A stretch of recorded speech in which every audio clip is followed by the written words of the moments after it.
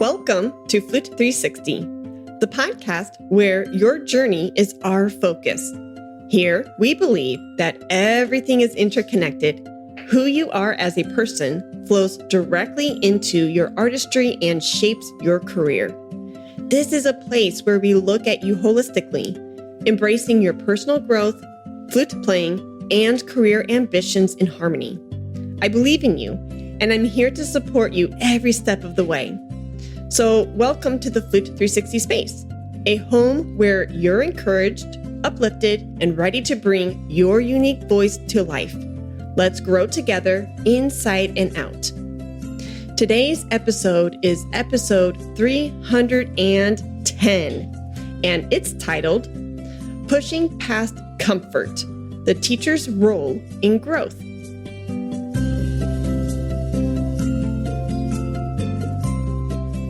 Hey guys, welcome back to another Flute 360 podcast episode. And today I'm here with my third kitty, Hendrix. He's our male black kitty, and he's sitting on the desk with me right now, bumping into the microphone and saying, Mom, Mom, Mom, I want to be with you. But I have to, yes, recognize him and be with him, but at the same time, I cannot let him be a distraction. I have a really cool content idea for you, and I needed to dump it and vent and get it out of my system because I think and I know that this will serve you well. If you are a flute teacher and you have a studio, right? A lot of times, I think younger teachers, myself included, I've been teaching for 15 years professionally, and I even feel this way, where we kind of hesitate and we get worried when we get pushback from our students. It doesn't feel good, right? When they say, no, I don't want to do it, or you can see on their face that they are really worried or scared or impatient with the process. Whatever pushback you're receiving, it can feel off. It can feel weird. But I encourage you just to remember that it's a part of the learning process. Case in point, I have a couple different sister companies, right? And one of them I run with my friend, Dr. Garrett Hope. 2 years ago, about maybe even 3 years ago, we had a class, and there was a particular individual in this class that whenever Garrett suggested something, challenged this particular student, something, he would always push back. And Garrett, after the class, he would always ask me, like, what am I doing wrong? Now, granted, if you are a teacher or if there's a teacher out there who's delivering the nugget, delivering the lesson, and obviously delivering it with toxicity and, being evil or a horrible teacher, obviously that's going to create a lot of oil and water friction. But I'm talking about a teacher who is healthy, in the right headspace, heart space, and all that jazz. And he would come to me and say, what am I doing wrong? And I'm like, you're not really doing anything wrong. You are in a positive way challenging him to think of something new. The way you are delivering it and this lesson is with honesty, truth, and love. You can't deliver it any nicer. And we were really confused. And it really troubled Garrett. I remember him just being like torn up about it and just kind of questioning his method. And he wasn't quite sure, right, what was going on. So if you are noticing this in your flute studio, the more I thought about this scenario, the more I kind of pieced the pieces together to this puzzle, I realized and I had an aha moment. That aha moment was not everything is going to always be butterflies, rainbows, and unicorns with your students in your studio. Why? Because you as the teacher, you as the coach, you as the instructor, you are asking your clients and students to grow, to step outside of their comfort zone. You are encouraging them and empowering them with new ideas, that perhaps they never thought about before. That's challenging. That's challenging to both you, the instructor, and to the student. You are asking them to be a little bit uncomfortable.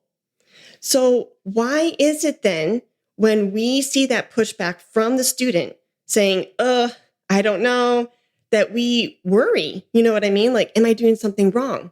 You're not doing anything wrong if it's coming from a really kind, honest, sincere place, right? If you are really choosing your words professionally, correctly, and in context, everything is lining up, but you still see that pushback. You can question, like, what am I doing wrong?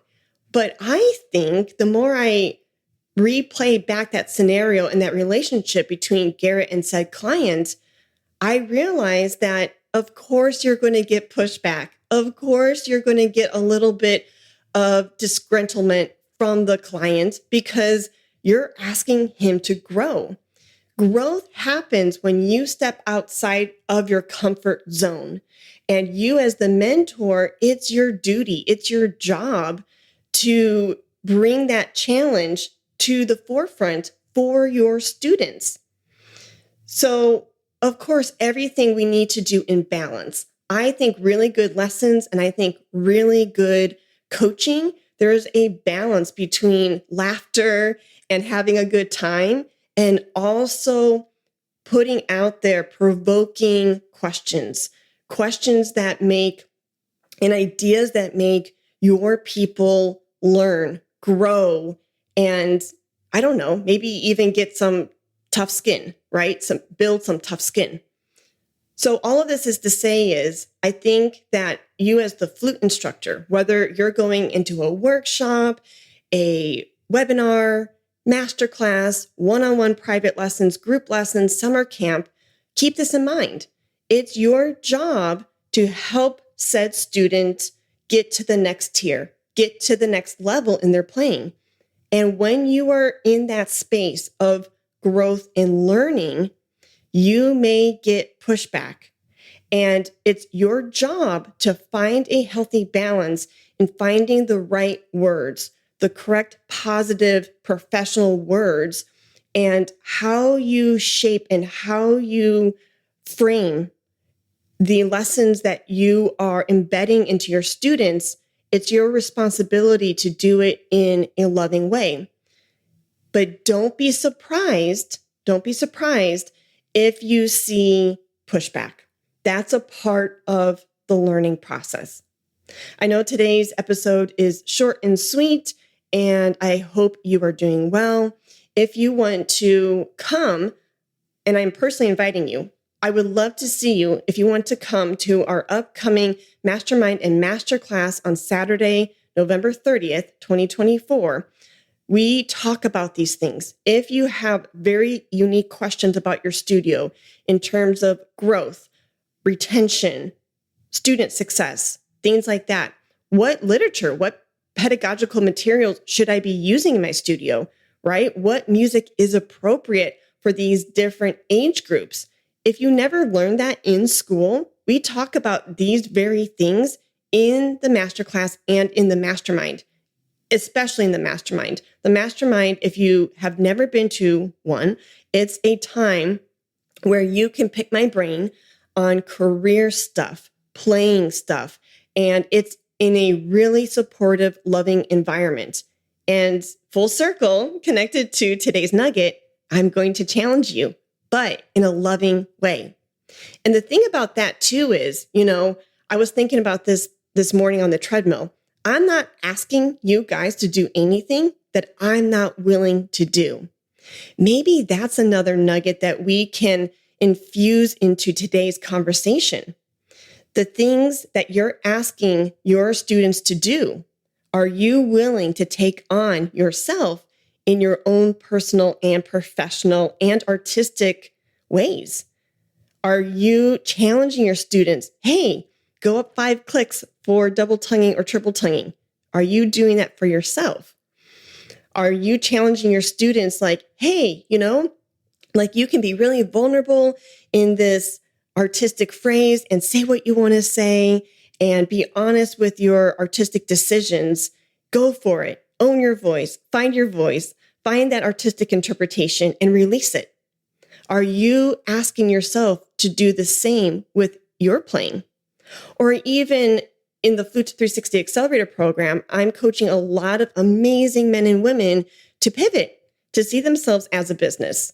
Am I challenging myself in the same way, right?